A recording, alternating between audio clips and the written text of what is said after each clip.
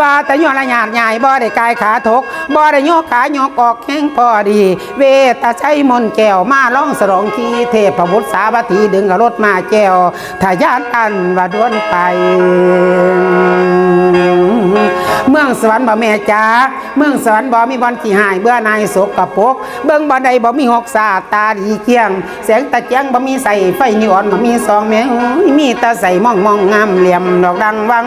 อยากกินหยังจังสี่ของทิพย์มาเองเพ่งระบำล้ำตัดเสกสมหลังงุ้มคอยสาวสนมงามย้อยงามเกินดอกโลกลุ่มอยู่ตำภูมิประเทศเพื่อนสีสิวกะบ่ปนซุ่มสีขาวมีตาขาวมากล้นบ่มีหมูสีเขียวซุ่มสีเขียวบ่ปนกับสิวเลี้ยวบางทิวสวรรค์กวางล่วงไกลแสนโอดโพดว่างามว่าโกพูดโทเกียงคู่สุแนวปราสาทแก้วรัตนามณีนินเลี้ยวบางใส่ห้องหน่วยปากไก่สีลุงมุ้งสีแดงสีสิวสลับกันซ้อนซอหอใส่ยุ่นสง่าตั้งกระดิ่งหอยว่าต้องแขน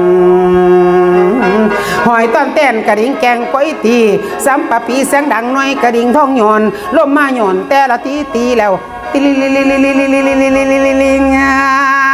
ต่อยแล้วแต่ละคิดขึ้นมาแห้งอยากเป็นเบิ่งเธอสิเวเลน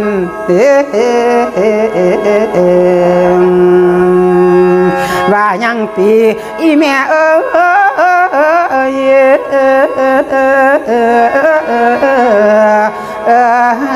น้อ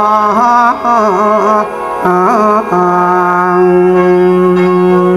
กันอยากไปสวรรค์เฮ็ดท่านไว้เด้อแม่เด้อหมอลำชินกรกับท่านไว้หลายๆเพิ่นว่าท่านกุลเป็นเศรษฐีพนาเพิ่นว่าท่านโยนี่เป็นพระพุทธเจ้าท่านเด่งท่านเดาสิได้เป็นพระอินทร์ยกหน้ายกในจะเว้าสู่อีปอยแม่เฮาฟังเด้ออันนี้เป็นปริศนาธรรมนี่ท่านกุลแปลว่าหยังท่านโยนี่แปลว่าหยังให้เจ้าไปบวชได้เรียนได้เขียนเว้าสู่พ่อสู่แม่เฮาฟังเด้อยกหน้าเพิ่นว่าเฮาเฒ่ามาแล้วต้องทำบุญไว้เด้อทานทั้งหลายบัดตะยามเฮาตายส่วนบุญสิน้ำอยู่พระนำสู่คำเบิดกรรมทำสัวยาสมัว12พ่องขึ้นกิเลสเผา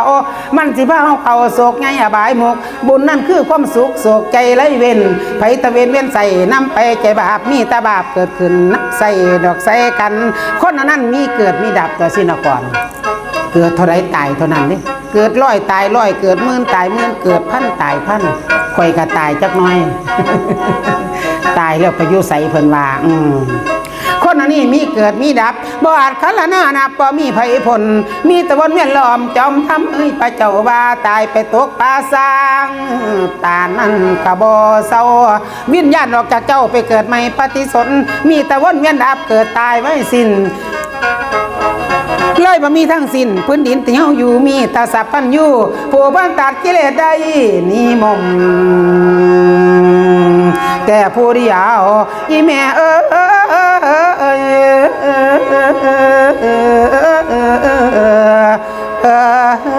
น้อง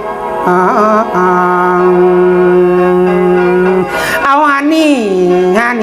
พวกคนฟัง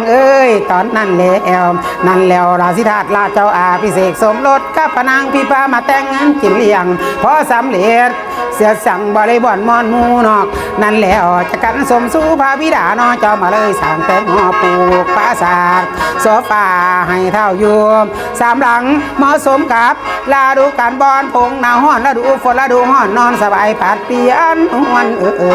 นานาถนอมทอมเพียนเผารถน้อเจ้าหนาวอ่อนพอฤดูกับทั้งเมียมิงแก้วพิมพ์ผ้าอ่อนสอนสีพระชนนี